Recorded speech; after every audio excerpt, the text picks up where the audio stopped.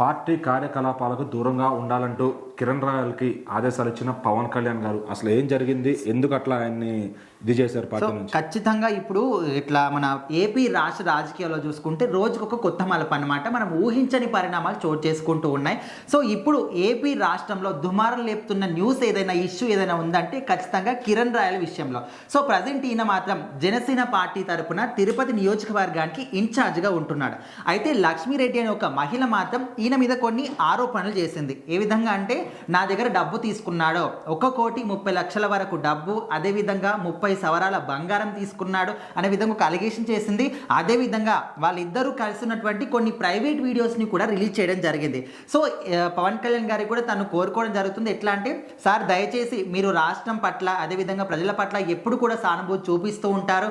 ముఖ్యంగా మహిళలకు ఎలాంటి అవసరం వచ్చినా ఎలాంటి ప్రాబ్లం వచ్చినా కూడా మీరు ఖచ్చితంగా వితిన్ మినిట్స్లో స్పందిస్తూ ఉంటారు.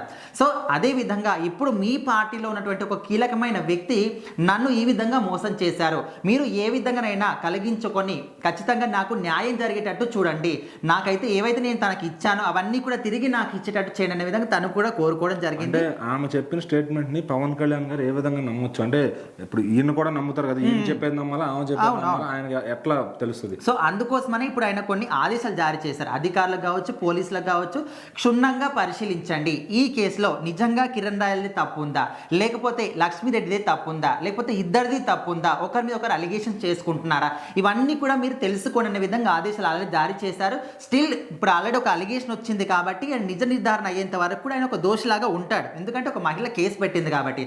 సో నిజ నిర్ధారణ అయ్యేంత వరకు కూడా నువ్వు దోషివే. సో దోషులకు మాత్రం పార్టీలో చోటు ఉండదు. అందుకోసమని నిజ నిర్ధారణ అయ్యేంత వరకు కూడా పార్టీ కార్యకలాపాలకు నువ్వు దూరంగా ఉండాలి అనే విధంగా ఆదేశాలు జారీ చేశారు. అండ్ ఇంకొక అలిగేషన్ ఎట్లా అంటే, కిరణ్ రాయల్ మళ్ళీ ఈ వీడియోలు వచ్చిన తర్వాత లక్ష్మీరెడ్డిని బెదిరించాలనే విధంగా కొన్ని అలిగేషన్స్ కూడా వస్తున్నాయి. కాకపోతే అది ఎంతవరకు నిజము అనే క్లారిటీ మాత్రం లేదు.